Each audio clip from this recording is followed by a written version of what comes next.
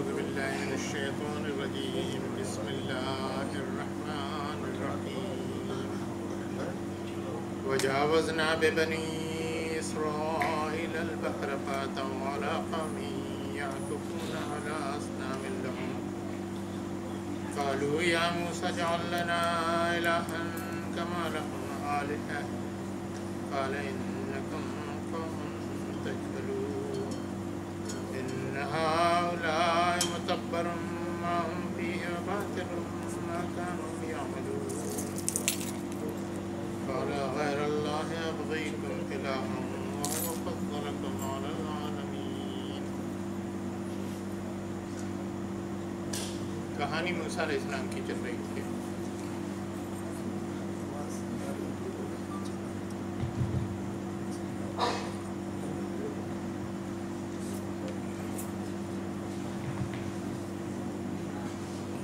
موسیٰ علیہ السلام کی کہانی کا ایک حصہ آپ کے سامنے گزر چکا تھا اور آج یہ دوسرا حصہ ہے. موسیٰ علیہ السلام کا زمانہ، ان کی پیدائش، ان کی پیدائش کے وقت فرعون کا خواب دیکھنا اور بنی اسرائیل کے بچوں کو قتل کرنا، اور اس کے بعد ان کی ماں کو وحی کرنا کہ وہ اس کو اگر جب خوف ہو تو پانی میں ڈال دیں، اور وہ پانی سے گزرتے ہوئے فرعون کے گھر پہنچ گئے اور فرعون کے یہاں ان کی پرورش ہوئی، وہیں جوان ہوئے، ان کے فوج کے ایک جنرل بنے اور فرعون کی فوجوں کے ساتھ انہوں نے سوڈان پر لشکری کشی کی. اور اس کے بعد ایک دن ایک جھاپڑ انہوں نے ایک قبطی کو لگا دیا تو وہ مر گیا، اور فرعونیوں نے فیصلہ کیا کہ ان کو قتل کر دیا جائے گا، اور نتیجے میں وہ بھاگ نکلے اور مدین چلے گئے. اور مدین میں ان کو وہاں کچھ 2 لڑکیاں ملی جو اپنے ریوڑ کو پانی نہیں پلا پا رہی تھی، تو انہوں نے جو دوسرا ہے وہ دے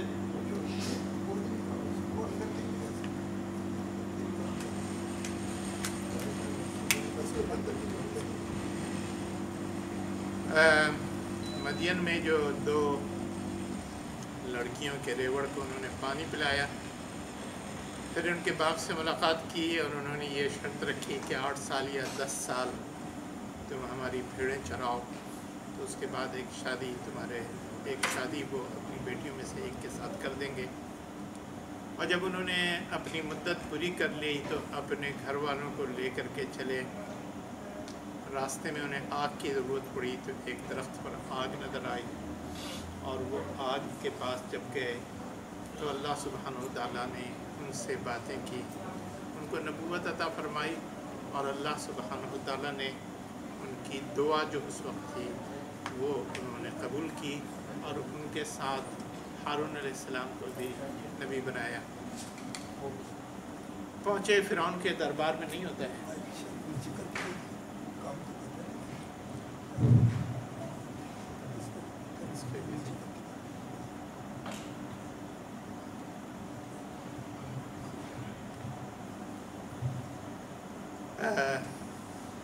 جب کام نہیں ہونا ہوتا ہے تو کیا کریں. آپ کو تو سنائی دے رہی بات. چلیں کیا عرض کر رہا تھا میں. وہاں اللہ سبحانہ و تعالیٰ نے وادی طویٰ میں ان کو نبوت عطا فرمائی اور ان سے یہ کہا کہ تم فرعون کے پاس جاؤ. انہوں نے جو دعائیں مانگی ان میں سے ایک دعا یہ بھی مانگی کہ ہارون علیہ السلام کو نبی بنا دیا جائے ان کے ساتھ وزیر کی حیثیت سے، اور چنانچہ ان کو بھی نبوت عطا ہوئی، اور دونوں پہنچے فرعون کے دربار میں، اور وہاں پہنچ کر کے انہوں نے کہا کہ ہم تمہارے رب کے رسول ہیں، اور ان سے گفتگو ہی کہ رب کون ہے اور رسول کیا ہے اور رسول کے وغیرہ وغیرہ. اور اس کے بعد اس پر بات آئی کہ کوئی معجزہ ہے تو دکھاؤ، اور چنانچہ انہوں نے معجزہ دکھایا کہ لاٹھی پھینکی اور سانپ بن گیا، اور ہاتھ بغل سے نکالا تو چمکتا ہوا نکلا. ان دونوں معجزات کے بعد فرعون جو ہے وہ دھونس تو گیا مگر ماننے کو تیار نہیں ہوا۔ اس کے بعد اس نے ان کے سرداروں نے یہ فیصلہ کیا کہ جادوگروں سے ان کا مقابلہ کرایا جائے، اور چنانچہ اس کے لیے خاص جو عید کا دن تھا، میلے ٹھیلے کا دن تھا، اس دن جادوگروں سے مقابلہ رکھا گیا اور یہ پروپیگنڈا کیا گیا کہ اگر جادوگر جیت جاتے ہیں تو ہم جادوگروں کے پیچھے چلیں گے۔ مگر جب جادوگر آئے انہوں نے اپنی اپنی چیزیں پھینکی اور وہ سانپ بن کر کے چلنے لگیں، تو موسیٰ علیہ السلام کو حکم ہوا کہ وہ اپنی لاٹھی پھینکیں، اور اس لاٹھی نے سانپ بن کر کے سارے سانپوں کو تلف کر دیا۔ اس کے بعد جادوگر تو سجدے میں گر گئے، مگر فرعون کی وہی اکڑ پھو رہی، اور اس نے کہا کہ ہم تم سب کو صلیب پہ چڑھا دیں گے اور تم سے بدترین انتقام لیں گے۔ اور ان لوگوں نے اپنا حوصلہ دکھایا کہ ہم بھر کر اسی پر رہیں گے، اور خواہ جو بھی ہو اللہ رب العالمین ہمارے ساتھ جو معاملہ کریں گے۔ موسیٰ علیہ السلام فرعون کے ساتھ تقریباً 40 برس رہے، اور 40 برس میں ایک کے بعد ایک عذاب آتا رہا۔ قحط سالی ہوئی، طوفان آیا، ٹڈی آیا، چنٹیاں آئیں، چیچڑی اور خون، اور اس طریقے سے 9 ایک کے بعد ایک معجزات آئے۔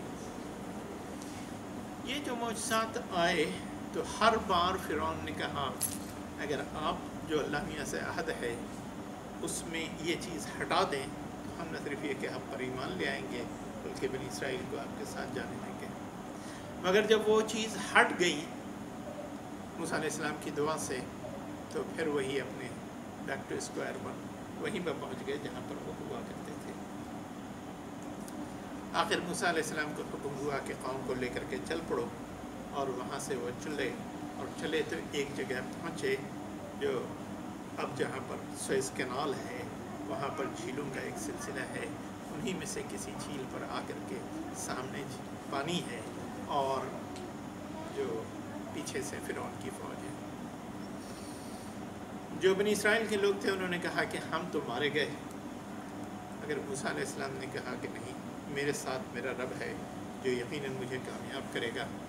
اللہ سبحانہ و تعالیٰ نے حکم دیا کہ تم زمین پر وہ پانی پر اپنی لاٹھی مارو، اور چنانچہ یہاں سے وہاں تک ایک راستہ بن گیا اور اس میں سے سارے بنی اسرائیل گزر گئے۔ اور جو آیت سے ہم نے شروع کی تھی فَأَتْبَعَهُمْ فِرْعَوْنُ وَجُنُودُهُ بَغْيًا وَعَدْوًا، تو یہ جو فرعون تھا اور اس کی جو فوج تھی وہ اس کے پیچھے چلتی ہوئی چلی، اور اس کے بعد اللہ سبحانہ وتعالیٰ نے پانی کو حکم دیا کہ اب مل جاؤ، اور چنانچہ فرعون اور اس کی ساری فوج اس میں غرق ہو گئی۔ یہ پچھلی کہانی پچھلے ہفتے ہم نے قدر تفصیل سے، اور اگر میں کہوں کہ قدر اختصار سے میں نے بیان کر دی تھی 1 گھنٹے میں اتنی تھی کہانی۔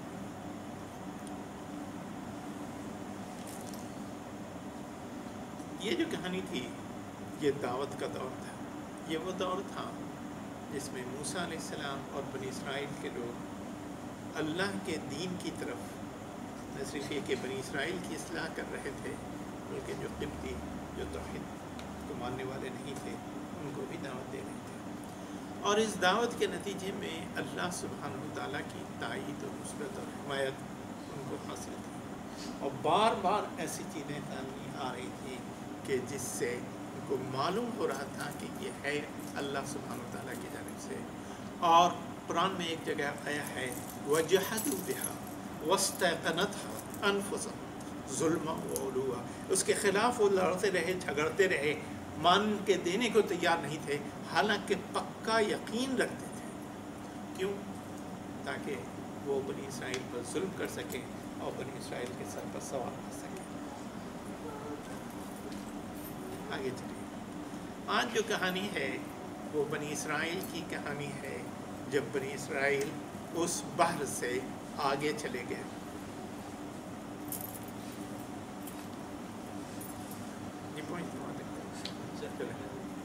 ٹھیک، تو یہ میں نے آج جو پڑھا ہے یہ سورہ اعراف کی آیت ہے، वजावज़ना बिबनी इसराइल अल-बहर फ़अतौ अला कौमी याकुफ़ून अला अस्नाम लहुम।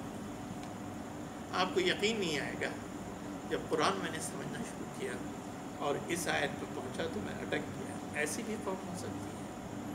उसने कितने मुअजिज़ात देखे थे मूसा अलैहिस्सलाम के हाथों से, क्या क्या चीज़ों का, 9 मुअजिज़ात का जो एक के बाद एक हुए, उन सब का तज़किरा किया। उसके बाद उन्होंने फ़िरौन को अपने आँखों से गर्क होते हुए देखा था।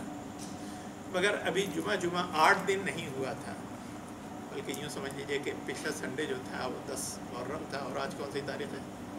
शायद 16 है ना? तो शायद 14 या 15 तारीख़ का वाक़या है। 4 या 5 दिन के बाद ही ऐसा हुआ कि वो जो वहाँ से आगे बढ़े तो मूसा आबादी जो थी वो नॉर्थ में थी, नॉर्थ ईस्ट की तरफ, और वो मिस्र की हुकूमत में किसी न किसी तरीके से शामिल थी। और उसके बाद मगर बजाय वो नॉर्थ ईस्ट की तरफ जाने के, वो साउथ की तरफ चले। अगर आप कभी जा कर के सिनाई का जो पेनिनसुला है आप देखेंगे, रेड सी है, रेड सी 2 हिस्सों में बढ़ जाता है, एक राइट साइड में, एक लेफ़्ट साइड में।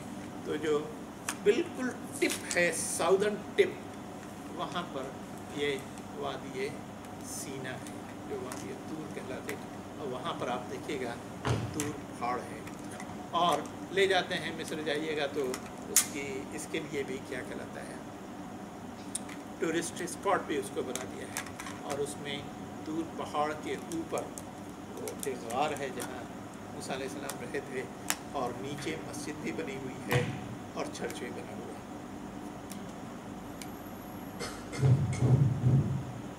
ऐसी आवाज़ आती है, मेरे क्या बताया जाए, यहाँ से करता हूँ जी।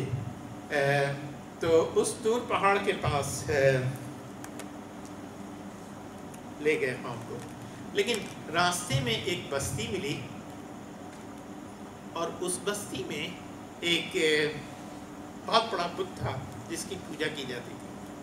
बल्कि मुफस्सरीन ने उस रास्ते में एक गांव का नाम लिखा है कि फ़लाँ जगह था, वहाँ फ़लाँ नाम का बुत था, और उस बुत की पूजा की जाती थी। कोई ज़रूरी नहीं कि वही गांव हो, ये तो आपका तारीख़ी ख्याल है अल्लाह सुब्हानहू व तआला। लेकिन वहाँ उन्होंने देखा कि उस बुत की वजह से बड़ी रौनक लगी है, लोग आते हैं जाते हैं, मिठाई चढ़ाते हैं और फल फूल ये वो जो आप देखते हैं।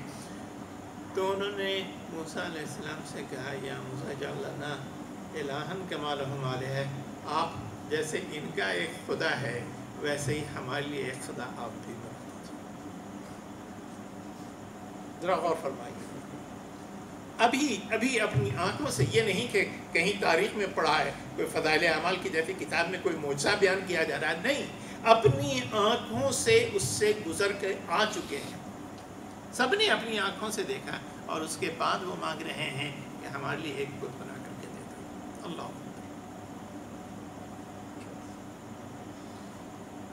तो मूसा अलैहिस्सलाम ने डांट लाई, ये बुत क्या है, इसमें कौन सी चीज़ ऐसी है, ये तो सारा का सारा बातिल है, और क्या तुम अल्लाह के सिवा किसी और को चाहते हो? अग़ैरुल्लाह अब्ग़ीकुम इलाह वह फ़ज़्ज़लकुम अलल आलमीन, और उसने तुमको सारे जहानों पर फजीलत दी है।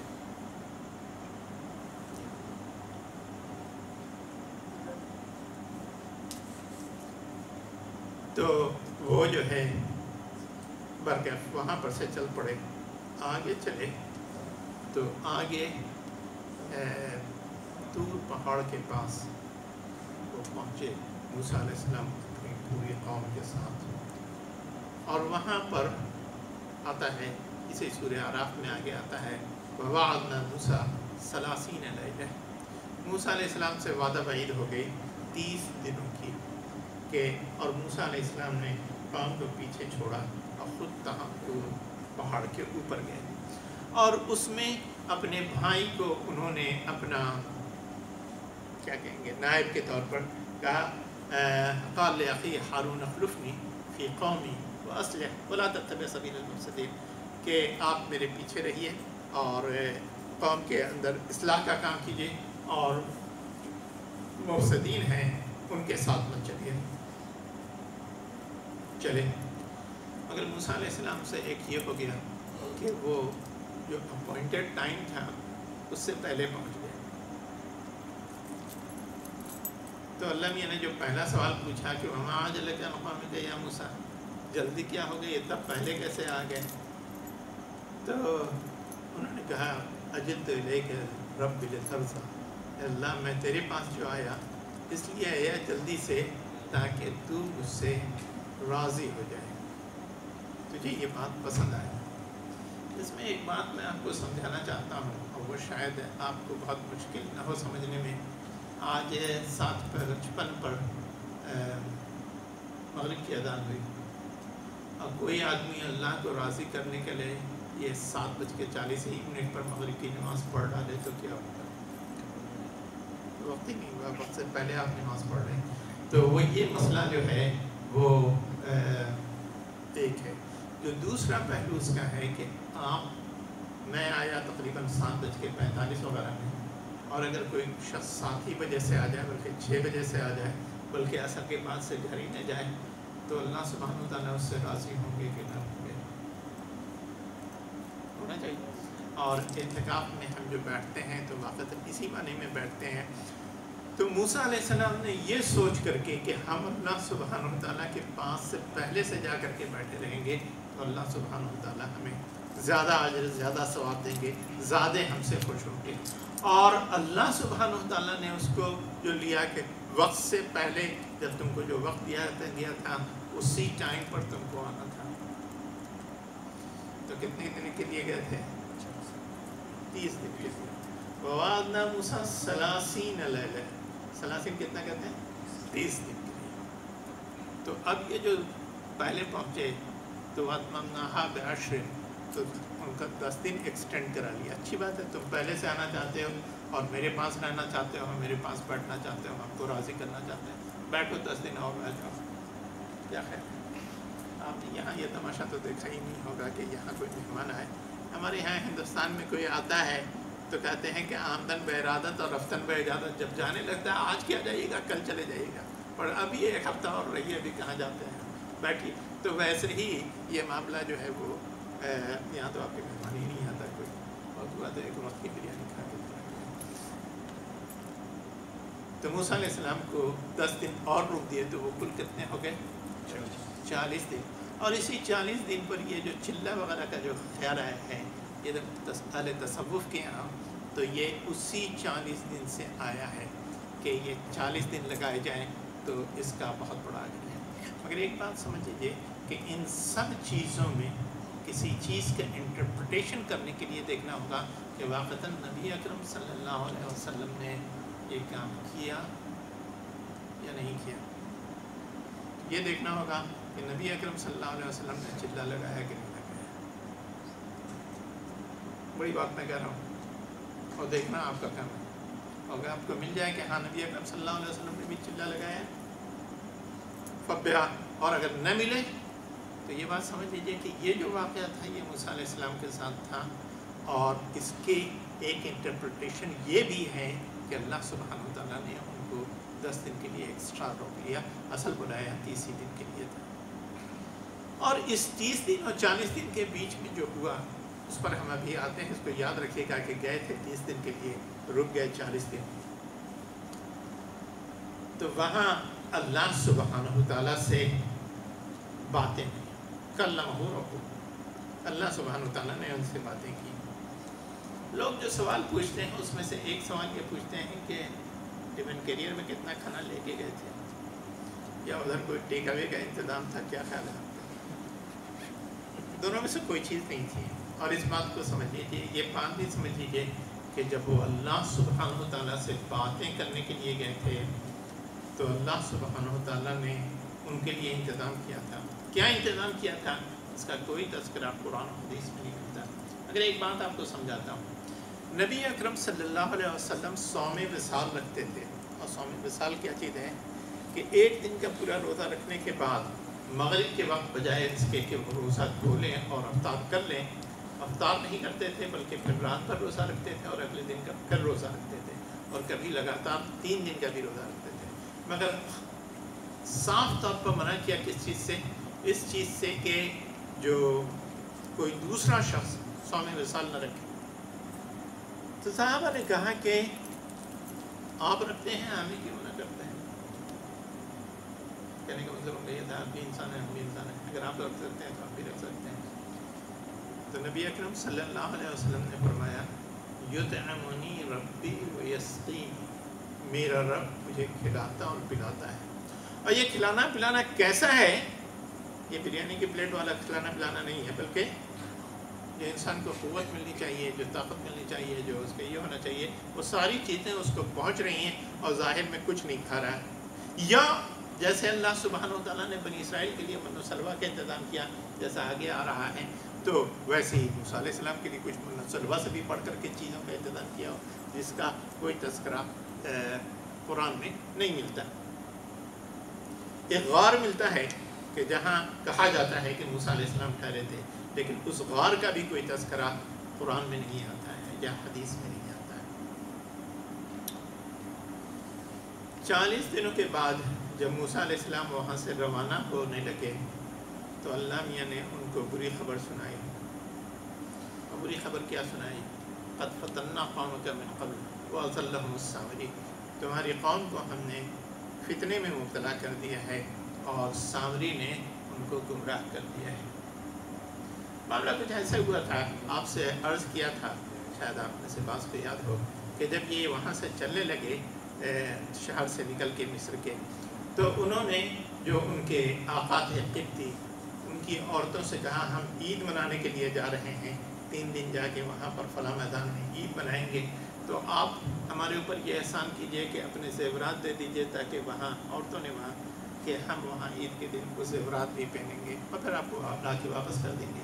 اور وہاں سے ان کا ارادہ معلوم تھا ان کو کہ ہم کو جو ہے یہاں سے نکل جانا ہے، آج طے ہو گیا ہے۔ اور اس کے بعد جو فرعون نے ان کا پیچھا کیا، تو اس پیچھا کرنے کی ایک بڑی وجہ یہ بھی تھی کہ ہر ایک کا زیور سب ان کے یہاں تھا، ان کے ہاتھ میں تھا، تو وہ بھی ایک وجہ تھی۔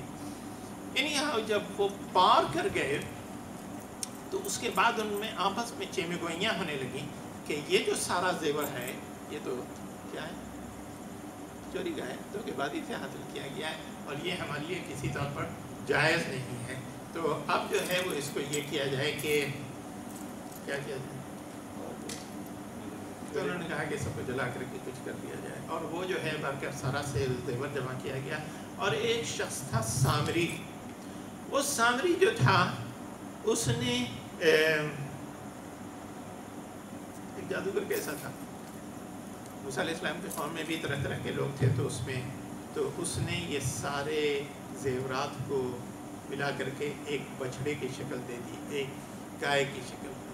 گائے کی پوجا ہوتی تھی مصر میں، ہمارے بھارت شریف میں بھی ہوتی ہے، تو وہ اشربوا فی قلوبہم العجل، ان کے دل میں اس گائے کی محبت بھری ہوئی تھی، اور اس نے ایک گائے بنایا، اس کے اندر بیچ سے ایک ہولو یہ تھا، اور اس ہولو میں سے جب ہوا گزرتی تھی تو خوار کا لفظ آتا ہے قرآن کے اندر کہ اس میں جو ہے ایک آواز نکالتی تھی، میں اپنی آواز بنا رہا ہوں لیکن اس میں کچھ ایسی خوار جو ہے اسی قسم کی آواز کو عربی میں کہتے ہیں۔ اور اس کے بعد اس نے کہا ھذا الہ موسیٰ الہکم الہ موسیٰ فنسی، یہ تمہارا بھی خدا ہے اور موسیٰ کا بھی خدا، اور بھول کر کے وہ خدا یعنی کہاں چلا گیا۔ فنسیہ میں وہ اپنے خدا کو بھول گیا، یا واپس آنا بھول گیا، یا راستہ بھول گیا، یا کیا کیا، اور اس نے کیا کیا کہ لوگوں کے سامنے اس کو خدا بنا کر کے پیش کیا اور لوگ اس بچڑے کی پوجا کرنے لگے۔ ہارون علیہ السلام نے جو سمجھانے کی اور روکنے کی کوشش کی تو قوم اس پر کسی طور پر تیار نہ ہوئی، اور ہارون علیہ السلام نے سوچا کہ اچھا موسیٰ علیہ السلام آئیں گے تو وہ معاملے کو ٹھیک کر لیں گے۔ آئے موسیٰ علیہ السلام، وہ پہلے ہی سے جو ہے ان کو خبر مل گئی تھی پہاڑ کے اوپر ہی سے، اور پہاڑ پر سے ادھر کر کے خاصا اونچا پہاڑ ہے، میں سمجھے گا کہ تھوڑا سا بلڈ پریشر ویسے بھی بڑھا ہوگا، اور یہاں جو آئے تو وہ جو الواح ملی تھی، الواح کا تذکرہ نہیں کیا، دور پہاڑ پہ جو اللہ سبحانہ وتعالیٰ سے باتیں ہوئیں، تو وہاں سے جب وہ چلنے لگے تو اللہ سبحانہ وتعالیٰ نے ان کو چند احکامات جو 10 ہیں جو کہلاتے ہیں 10 کمانڈمنٹس، وہ لکھ کر کے دیے کہ ان پر عمل کرنا ہے۔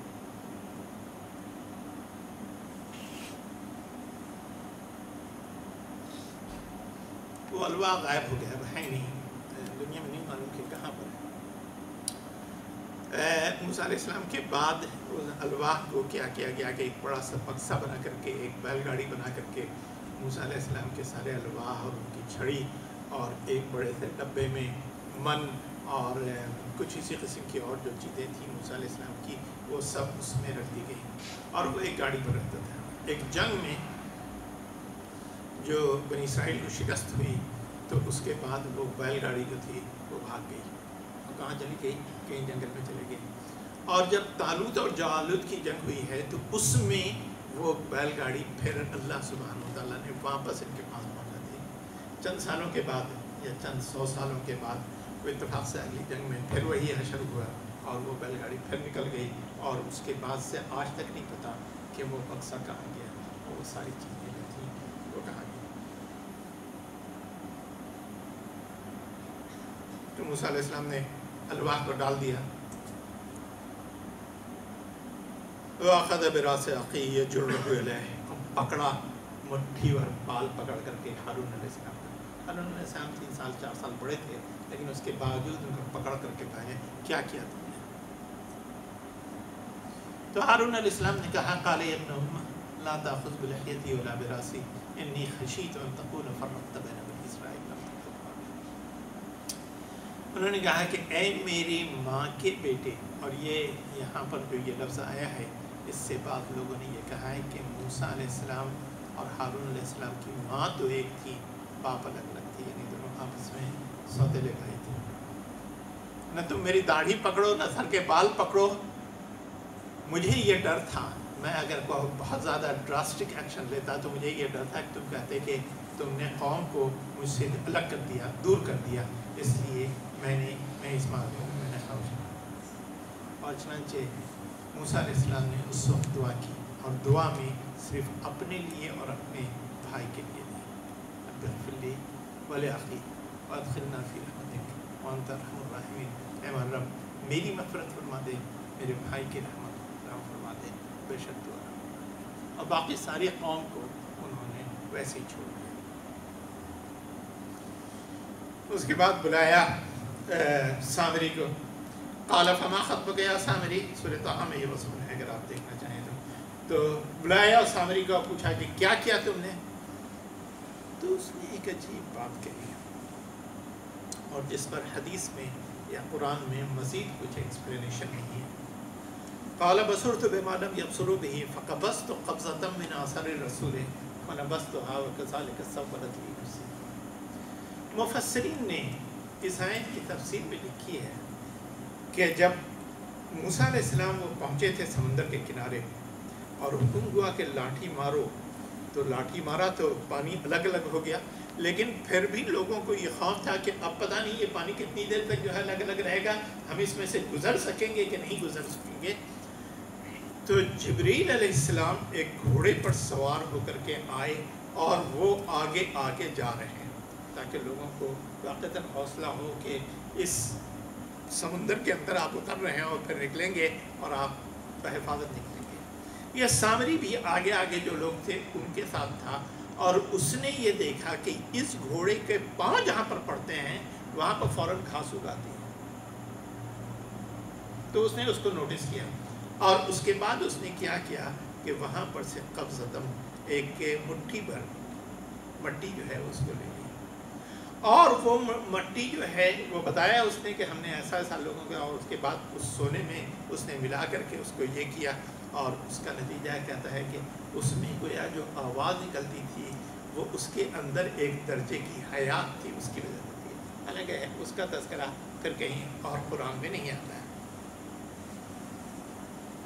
اس کے بعد موسیٰ علیہ السلام نے سامری کو یہ سزا دی کہ تم یہاں سے اب چلے جاؤ، اب تم ہماری کمیونٹی کے ساتھ نہیں رہ سکتے۔ اس میں ایک بات جو سمجھیں کہ وہ زمانہ جو قبائلی زمانہ تھا، اس میں ایک قبیلے کا ایک آدمی اکیلے کسی دوسرے قبیلے کے ساتھ یا کسی اور کے ساتھ نہیں رہ سکتا تھا، اور اس کے ساتھ یہ بھی لگا دیا کہ ان تقول لا مساس، کہ کوئی مجھے چھوئے نہیں، انٹچیبل ہو گیا۔ اور انٹچیبل ہونے کی وجہ سے بعض مفسرین جو پرانے ہیں انہوں نے یہ لکھا ہے کہ اس کو کیا ہو گیا کوڑ جزام کوڑ کا مرض ہو گیا، اور کوڑ کے مرض کے بارے میں سمجھا جاتا ہے کہ چھو دینے سے انسان کو کوڑ ہو جاتی ہے۔ تو یہ سامری کا مسئلہ تھا۔ اس کے بعد جو موسیٰ علیہ السلام نے یہ کیا کہ اپنی قوم کے 70 آدمیوں کو لے کر کے وہ گئے پھر کوہ طور کے پاس، اور گویا اللہ سبحانہ وتعالیٰ سے معافی مانگنے کے لیے، اور اس کے لیے تو اللہ سبحانہ وتعالیٰ نے ان لوگوں سے کہا کہ تم اس کا عہد کرو، میثاق کرو کہ کیا کہ یہ جو ہم نے تم کو دیا ہے اس کو تم پورے طور پر اس کو پکڑو گے، لو گے، اور اس پر زندگی بھر عمل کرتے رہو گے۔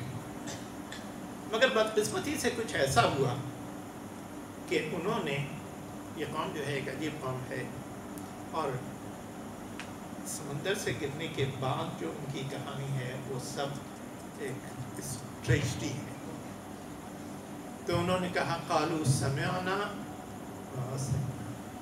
سمعنا یعنی ہم نے سنا، یہ تو بہت زور سے کہا، اور وعصینا آہستہ سے کہا، اتنا آہستہ سے کہا کہ اللہ یہ نہ سن سکے۔ آپ کے خیال سے کتنا آہستہ سے کہا جائے گا کہ اللہ یہ نہ سنے؟ تو اللہ میاں نے بھی کہا اچھا ٹھیک ہے، اٹھایا طور پہاڑ کو اور ان کے اوپر لے جا کر کے رکھ دیا، اب لو عہد، اور نہیں تو تم کو یہیں پر ہے۔ قرآن میں کَأَنَّهُ ذُلَّةٌ، ایسا تھا کہ جیسے چھتری ہوتی ہے اوپر سے، ہے نا چھتری، اور وَظَنُّوا أَنَّهُ وَاقِعٌ بِهِمْ، اور ان کو یہ خطرہ ہونے لگا کہ یہ جو ہے ان کے پر جو ہے گر جائے گا، اور مر کر کے وہ سارے کے سارے ختم ہو جائیں گے۔ تب انہوں نے اس کا وہ میثاق دیا، اور اس میں سورہ بقرہ میں آتا ہے وَإِذَا أَخَذْنَا مِيثَاقَكُمْ وَرَفَعْنَا فَوْقَكُمُ الطُّورَ خُذُوا مَا آتَيْنَاكُمْ بِقُوَّةٍ وَاذْكُرُوا مَا فِيهِ لَعَلَّكُمْ تَتَّقُونَ۔ جب ہم نے تم سے عہد لیا اور تمہارے اوپر طور کو اٹھا ڈالا تو انہوں نے مان لیا، اور اس کے بعد اب یہ ہوا کہ یہ جو ہے اب یہ جو کہلاتی ہے تورات، ایک صاحب نے یہاں نہیں بلکہ وہاں پوچھا تھا، تورات اس کے بعد رفتہ رفتہ نازل ہوئی، جیسے رسول اللہ صلی اللہ علیہ وسلم کا قرآن مختلف زمانے میں تھوڑی تھوڑی وحی آتی رہی، ویسی تورات کی وحی آتی رہی، جو لیکن 10 کمانڈمنٹ صرف جو چند 10 وصایا ہیں وہ ان کو اس وقت الواح پر لکھے ہوئے ملے۔ قرآن میں 10 وصایا میں کیا چیزیں تھیں اس کا کہیں پر کوئی تذکرہ نہیں۔ میں صرف ایک بات بتاتا ہوں کہ سورہ انعام کے آخر میں قُلْ تَعَالَوْا وَاتْلُوا مَا حَرَّمَ رَبُّكُمْ أَلَّا تُشْرِكُوا بِهِ کی جو آیات ہیں 3 آیات، اس میں 10 چیزوں کا تذکرہ ہے، اور اس وجہ سے قرآن میں جو ہے اس کو 10 وصایا 10 کمانڈمنٹس کہا جاتا ہے، قرآن کے 10 کمانڈمنٹس ہیں۔ اور بہت سے مفسرین نے یہ خیال ظاہر کیا ہے کہ موسیٰ علیہ السلام کو جو لکھ کر کے ملا تھا وہ یہی 10 کمانڈمنٹس تھے، یہ 10 کمانڈمنٹس۔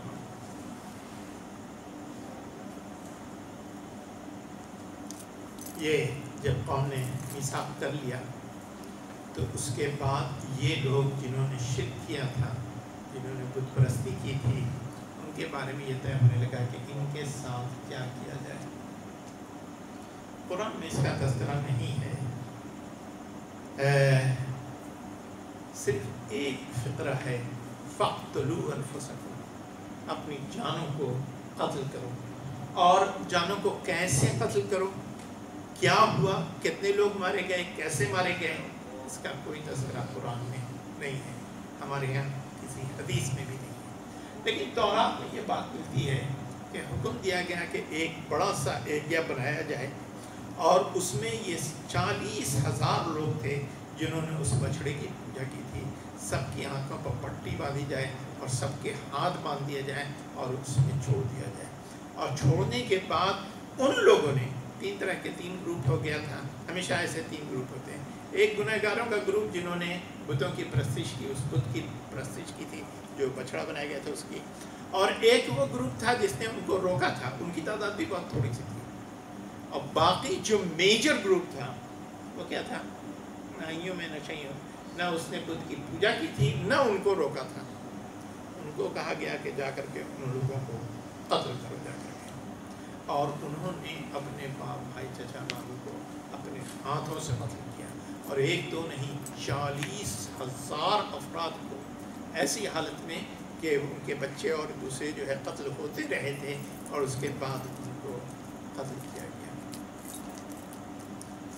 اس کے بعد اللہ سبحانہ وتعالیٰ نے گویا ان کی توبہ قبول کر لی، اور ان کو جو حکم دیا تھا اس کو انہوں نے لے لیا، وہ وہاں رہنے لگے. اب ان کو جو اگلا ٹاسک دیا گیا وہ ٹاسک یہ تھا کہ جا کر کے فلسطین پر حملہ کرو، اور فلسطین تمہارے لیے ہے کتب اللہ لکم، وہاں جاؤ اور وہاں جا کر کے تم اپنی زبان اختیار کرو گے.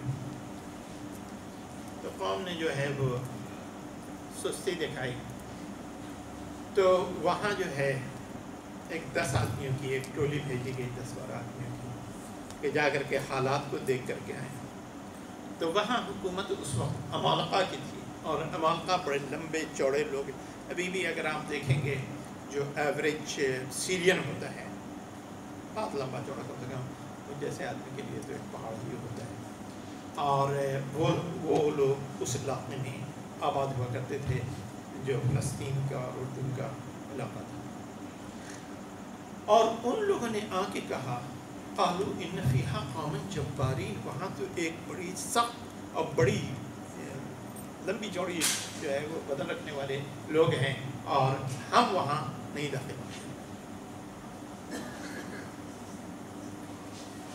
لیکن 2 آدمی جو ہے ان 2 آدمیوں نے کہا کہ یہ جگہ تو اللہ نے تمہارے لیے لکھ دی ہے، تم چلو وہاں. جب وہاں تم چلے جاؤ گے اور داخل ہو جاؤ گے تو پھر کیا ہوگا؟ ابھی جیسے فرعون کے مقابلے میں تمہاری اللہ تعالیٰ نے مدد کی تھی، ویسے ہی وہاں بھی اللہ تعالیٰ تمہاری مدد کرے گا. مگر انہوں نے کہا کہ لن ندخل فیہا ابدا ما داموا حتی یخرجوا منہا، ہم تو اس میں ہرگز داخل ہوں گے جب تک کہ وہ اس میں سے نکلیں گے. پھر سمجھایا گیا بجھایا گیا تو کہنے لگے موسیٰ علیہ السلام سے اذهب انت وربک فقاتلا، موسیٰ علیہ السلام جائیں اور ان کا رب جائے اور وہاں جا کر کے وہ آپس ہو جا کر کے اس سے لڑیں، اور جب جیت جائیں گے سب معاملہ ٹھیک ٹھاک ہو جائے گا، بستر لگ جائے گا تو ہم بھی جا کے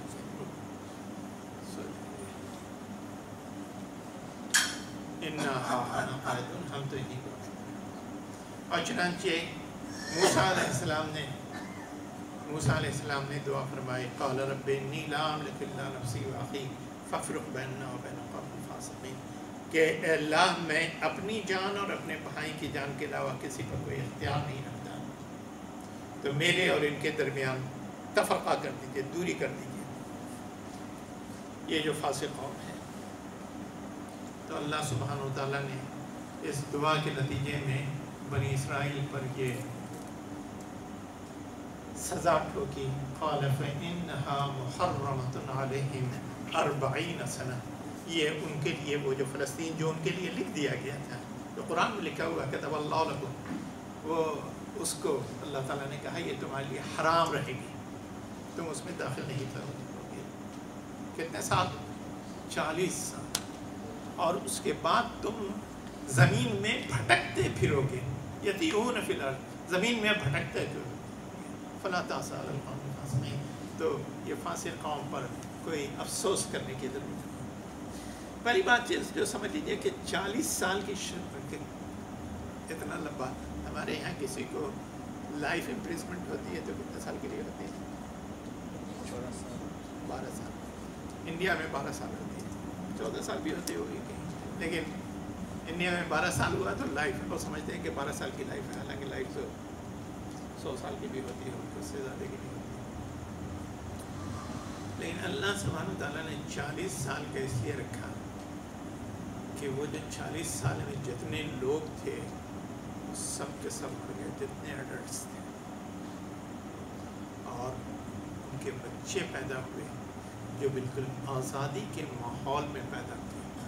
ان کے دل میں وہ خوف و ڈر وہ ساری چیزیں جو ہے وہ نہیں تھیں، اور وہ जब बड़े हुए वो बच्चे तो वो गए और लड़े जाके। इस बीच में अल्लाह सुब्हानहू व तआला ने उनको कैद की सज़ा दी। कैसी सज़ा? कैद की, 40 साल का इम्प्रिजमेंट। जेल में क्या क्या चीज़ें होती हैं? जेल में एक तो जेल होती है, एक बाउंड्री है, इसके अंदर आप डालिए, घूमिए, दौड़िए, भागिए, जो कुछ करना है कीजिए। अल्लाह सुब्हानहू व तआला ने उनके लिए जो बाउंड्री वाल बनाई थी वो इनविजिबल थी, नज़र नहीं आती थी, लेकिन वो हर रोज़ सुबह को उठ करके कहते थे आज इधर चला जाए। अब वो चलते थे, चलते चलते चलते चलते चलते चलते जब शाम हो जाती थी तो जहाँ पहुँचते थे तो देखते हैं कि ये तो वही जगह है जहाँ से हम सुबह को चलते थे। दूसरे दिन दूसरी तरफ मुँह उठा करके चलते थे, और इस तरीके से 40 साल तक वो उससे निकलने की कोशिश करते रहे, अगर वो कैद के अंदर थे। कैद में एक जो दूसरी चीज़ होती है कि अल्लाह सुब्हान जो गवर्नमेंट होती है, जो जेल करते हैं, तो वो खाने पीने का इंतज़ाम करते हैं कि नहीं। बल्कि हमारे एक साथी आज है नहीं मौजूद, तो मैंने पूछा कि तुम जो काम करते हो सिक्योरिटी का, तो कैदी सब भागते भी हैं? उनका भागते हैं, कोई पूछता नहीं।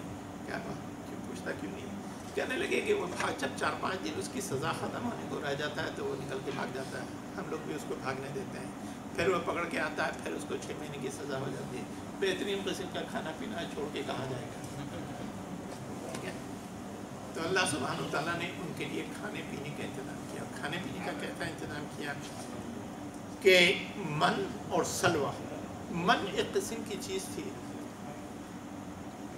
गोया पत्तों पर जैसे शबनम होती है वैसे शबनम की तरह वो गिरती थी और वो उठा करके खाई जा सकती थी, और कुछ मीठी होती थी। अब आपको कोई चीज़ दिखाई नहीं जा सकती। अरबों के यहाँ एक मिठाई मिलती है जो मन कहलाती है, लेकिन उस मन का इस मन से जो बनी इसराइल को मिली थी उससे कोई ताल्लुक़ नहीं है। और सलवा एक चिड़िया है जो बटेर के साइज़ की चिड़िया। अरबों में सलवा नाम बहुत कॉमन होता है लड़कियों का। तो वो चिड़िया खुद से आ करके गिर जाती थी कि आप पकड़ लीजिए, उठा लीजिए, और हुक्म था कि कोई चीज़ उठा के रखो मत, वरना वो चीज़ ख़राब हो जाएगी। तो वो शुरू में तो उनको बड़ा हौका रहा कि था जमा कर लिया जाए, पता नहीं कल मिले कि न मिले। और वो जब जमा किया तो पता चला कि शाम के बाद उसको खाना जो है मुश्किल। तो सुबह का सुबह में और शाम का शाम में जो है उनको 2 वक्त का खाना बड़े इत्मीनान से वहीं बैठे बैठे मिल जाता था। तो कहने लगे कि हमें तो कुछ और चाहिए। खाते खाते तो यार बोर हो गए। आप लोग पता नहीं आपकी ज़िंदगी कैसी गुजरी। हम लोग शादी ब्याह में गाँव में जाते थे तो हफ्तों बिरयानी का सिलसिला चल रहा है। रोज़ सुबह उठिए तो बिरयानी बिरयानी। 2-3 दिन के बाद बिरयानी से तबीयत जो है वो ऊब जाती थी कि कैसे इसको फेंका जाए और कैसे सादा चावल खाया जाए। तो वैसे ही उनकी तबीयत ऊब गई और वो कहने लगे क़िस्सा व फ़ूमिहा व अदसहा व बसलहा, सूरह बकरा में तज़किरा है। प्याज, लहसुन, दाल, दलिया, ये सब चीज़ जो है उसका इंतज़ाम करो कि जैसे खाते हैं। तो मूसा अलैहिस्सलाम ने बड़ा सरकास्टिक जवाब दिया। क्या जवाब दिया? एहबितू मिस्रन फ़इन्न लकुम मा सअल्तुम, मिस्र चले जाओ, वहाँ जो है तुमको वो सब जो मांग रहे हो ना वो सब मिल जाएगा। और मिस्र जाने में ये था कि अब इसके बाद जो लौट के जा सकते हो, फिर उसी गुलामी की ज़िंदगी में जा सकते हो जिसमें जो है जब थे। और दूसरी बात ये कहने की थी कि अगर कहीं जा सकते हो जाओ, तो जहाँ जाते हो वहाँ मिलता होगा तो वहाँ मिलेगा, यहाँ तो निकल ही नहीं सकते। वादी तेह में मारे मारे फिर रहे हैं और कहीं का रास्ता नहीं मिलता, और मजबूरन वो लोग 40 साल तक मन और सलवा खाते रहे। तीसरी बात ये फरमाई, अल्लाह ने तुम्हारे लिए बेहतर इंतज़ाम किया है और अब तुम जो है वो प्याज और लहसुन के पीछे पड़े हो। हमारे बिहार में कहते हैं कि एक गरीब आदमी दूसरे गरीब आदमी के यहाँ पहुँचा, तो अब ये सोचने लगा कि मेहमान को क्या खिलाएं। तो उसने कहा कि सत्तू खाओगे कि खिचड़ी खाओगे? तो इसने समझा कि खिचड़ी कुछ तो बेहतर है सत्तू के मुकाबले में। تو بہاری رحمان نے اس نے کہا سچ ہوا تو لت ہوا تو ساندوے تو باندھوے تو کھیوے، یعنی تم ستو کو لاؤ گے، پھر اس میں پانی ڈالو گے، پھر اس کو گوندو گے، تب کہیں جا کے کھاؤ گے۔ کا جھگڑا ہے، درد ہے کھچڑی کھچڑی سیدھی سی چیز ہے، اس کو کھا لیں گے۔ تو اب یہ جو لہسن و پیاز کا جھگڑا ہے، یہ روز آپ اپنے گھر میں دیکھتے ہیں کہ نہیں؟ کہاں من و سلوا ہے کہ بیٹھے بیٹھے چیز تیار آ گئی اور آپ نے کھا لیا، اور کہاں پیاز، اور جائیے شاپنگ کیجیے، لائیے، اور اس کے بعد پیاز چھیلیے اور کاٹیے اور آنسو بہ رہا اور سارا تو کھانے پینے کا یہ انتظام ہوا۔ دوسری چیز جس کی ضرورت تھی، صحرا میں تھے، پانی کی ضرورت تھی۔ تو اللہ سبحانہ و تعالیٰ نے موسیٰ علیہ السلام کو کیا حکم دیا؟ فَقُلْنَا اضْرِبْ بِعَصَاكَ الْحَجَرَ، کہ پتھر پر تم لاٹھی مارو، اور پتھر پر جو لاٹھی ماری تو فَانْفَجَرَتْ مِنْهُ اثْنَتَا عَشْرَةَ عَيْنًا، اس سے 12 چشمے پھوٹ پڑے۔ اور 12 اس لیے کہ یعقوب علیہ السلام کے جو 12 اولاد سے، ان سے 12 خاندان تھے، اور اس خاندان میں سے ہر ایک کا الگ الگ چشمہ ہو گیا، تاکہ آپس میں کوئی جھگڑا نہ ہو کہ یہ پانی کس کا۔ اور اب جو جائیے گا تو وہ چشمے کا کوئی اثر آثار کچھ نظر نہیں آئے گا۔ اور کس چیز کی ضرورت تھی؟ گرمی لگ رہی ہے آپ کو؟ ایک اے سی کی ضرورت تھی یار، جو آج مائکرو فون کام کرتا ہے، اے سی کام کرتا ہے۔ وَأَنزَلْنَا عَلَيْهِمُ الْغَمَامَ، اللہ سبحانہ وتعالیٰ نے ان کے لیے کیا کیا؟ بادل لا دیا، اور وہ بادل کی وجہ سے اس صحرا میں رہ رہے تھے، مگر ان کو ایک کو بھی ہیٹ اسٹروک لو نہیں لگی۔ اور بلکہ ایک مفسر نے یہ لکھا ہے کہ رات کو وہی بادل روشن ہو جاتے تھے، تو یہ جو ٹیوب لائٹس ہیں ان کی بھی ضرورت نہیں رہ جاتی تھی۔ ایک چیز اور رہ گئی، کیا رہ گئی؟ بستر۔ بستر سے پہلے تو کپڑے کا ضرورت، روٹی کپڑا مکان جو کہتے ہیں، کپڑے کا کوئی تذکرہ قرآن کے اندر نہیں آتا ہے، قرآن کے اندر ان کے کپڑے کا کوئی تذکرہ نہیں آتا ہے، لیکن کہتے ہیں کہ ان کے جو کپڑے تھے جو پہنے ہوئے تھے وہ تو پہنے ہوئے تھے، اور اسی کو جب دھونے کا وقت آتا تھا تو آگ میں ڈال دیتے تھے، آگ سے وہ دھل کر کے آ جاتے تھے۔ این ممکن ہے کہ آگ میں پانی پہ چڑھا کر کے اس کو دھوتے ہوں، تورات میں صرف آگ لکھا ہوا ہے۔ اور بچے جو پیدا ہوتے تھے وہ کپڑے کے ساتھ پیدا ہوتے تھے، اور ان کے جسم کے ساتھ ساتھ وہ کپڑا بڑھتا چلا جاتا تھا۔ میڈیکل فیسلٹیز، یہ تو اللہ سبحانہ وتعالیٰ کا معاملہ تھا، جب تک ان کو زندہ رکھنا تھا زندہ رکھا، اور اس کے بعد وہ سارے کے سارے لوگ ختم ہو گئے۔ اس کے بعد موسیٰ علیہ السلام کی موت واقع ہو گئی۔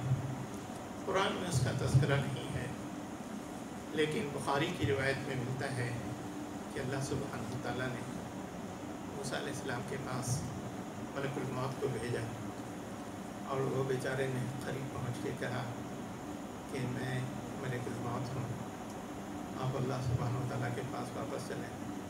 تو موسیٰ علیہ السلام کو ایک جھاپڑ لگانے کی عادت تھی، تو بیٹی میری پوچھنے لگی کہ پہلی بار جو جھاپڑ مارا تھا جس سے ایک آدمی مر گیا تھا، اس کے بعد سے وہ ذرا سا یہ نہیں ہوئے، کہا کہ بات چیزیں ذرا مشکل سے جاتی ہیں، پر کیا انہوں نے ایک جھاپڑ جو لگایا تھا، حدیث میں آتا ہے کہ لیکن موت کی ایک آنکھ نکل گئی، اور وہ واپس اللہ سبحانہ وتعالیٰ کے پاس گئے۔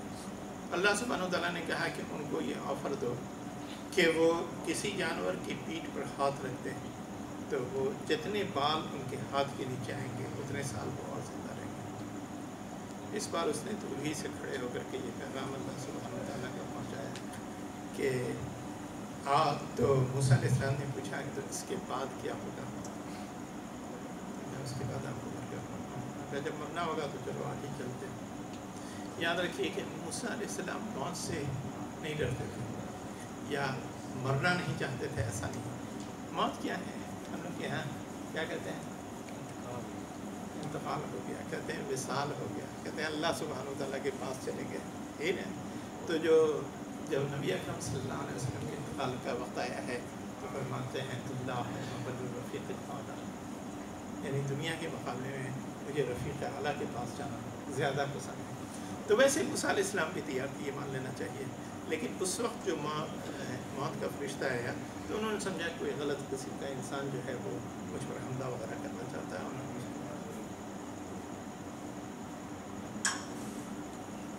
تو موسیٰ علیہ السلام جو ہے وہ جا کر کے ایک غار میں جا کر کے لیٹ گئے.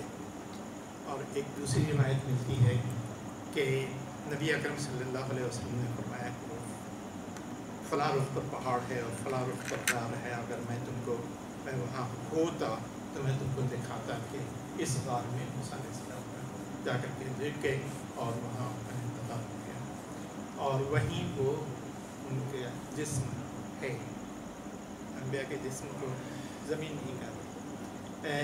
مگر اب جو صورتحال ہے اس میں بیت المقدس کے پاس تقریباً 12 یا 17 کلومیٹر لکھا، مجھے صحیح نہیں یاد ہے، ایک قریہ ہے چھوٹا سا جس کا نام ہے نبی موسیٰ، اور وہاں پر ان کی ایک قبر بنی ہوئی ہے.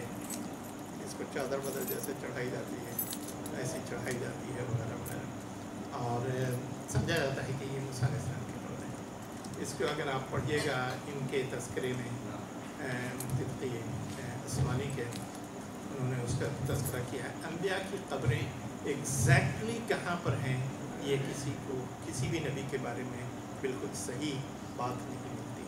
اور یہ جو موسیٰ علیہ السلام کی قبر ہے یہ صحیح حدیث کے خلاف ہے. اتنی سی بات کرتے ہیں. موسیٰ علیہ السلام کے دنیا سے گزرنے، ہارون علیہ السلام کا انتقال موسیٰ علیہ السلام سے پہلے ہوا، اور موسیٰ علیہ السلام کے مرنے کے بعد جب وہ 40 سال جو ان کو قید ہوا تھا بنی اسرائیل کو، وہ جب 40 سال پورے ہو گئے تو یوشع بن نون، جن کا تذکرہ ہم آگے کریں گے، یوشع بن نون علیہ السلام جو نبی ہوئے، ان کی قیادت میں فلسطین پر حملہ کیا اور وہ لوگ فلسطین میں فاتح کی حیثیت سے داخل ہوئے. یہ موسیٰ علیہ السلام کی ایک کہانی کا دوسرا حصہ. پہلا حصہ فرعون کے غدقابی پر ہوا ختم، اور دوسرا حصہ موسیٰ علیہ السلام کی وفات پر ختم ہوتا ہے. اس کے بعد قرآن میں بنی اسرائیل کا بڑی کثرت کے ساتھ تذکرہ ہے، اور بنی اسرائیل میں جو دوسرے انبیاء آئے ان کا تذکرہ ہے، اور آخر میں جا کر کے عیسیٰ علیہ السلام کا تذکرہ ہے. اور اس کے بعد بھی بنی اسرائیل کے پرابلمس کا تذکرہ آتا رہتا ہے، یہاں تک کہ رسول اللہ صلی اللہ علیہ وسلم کے زمانے تک میں بنی اسرائیل کا تذکرہ آتا رہتا ہے. میرا جو کام تھا وہ صرف یہ تھا کہ عشرہ محرم میں آپ کے سامنے موسیٰ علیہ السلام کی کہانی بیان کر دوں کہ ان کے بارے میں جو ہے یہ کی جاتی ہے. اگلے 3 ہفتوں میں موسیٰ علیہ السلام کی کہانی میں 3 کہانیاں اور ملتی ہیں جن کا تذکرہ میں نے نہیں کیا. وہ 3 کہانیاں انشاءاللہ ایک ایک کر کے بیان کروں گا. ایک کہانی تو قارون کی ہے، اور ایک خضر علیہ السلام کا واقعہ ہے، اور ایک گائے کو ذبح کرنے کا واقعہ ہے. یہ 3 واقعات ہیں جو ہیں موسیٰ علیہ السلام کی زندگی کے واقعات، لیکن یہ جو کہانی جس طریقے سے بیان ہو رہی تھی اس میں یہ واقعات نہیں آئے. تو میں انشاءاللہ صرف یہ بیان کر دوں گا، اور باقی بنی اسرائیل کی پوری کہانی بیان کرنے کے لیے کئی سال چاہیے جو اب میرے پاس شاید نہیں ہو. اللہ ہمیں اور آپ کو نیک ہدایت دے اور نیک توفیق دے، اور اللہ سبحانہ و تعالیٰ جب تک دنیا میں زندہ رکھے اسلام کو زندہ رکھے، اور جب دنیا سے اٹھائے تو ایمان کا ساتھ اٹھائے، اور اللہ سبحانہ و تعالیٰ ہمیں ہر گناہ سے بچائے رکھے. اے اللہ مسلمانوں کی نصرت فرما اور ان کی تائید فرما اور ان کو سربلند فرما. آخر دعوانا الحمدللہ. مائک کا جو آج پرابلم رہا ہے اس کے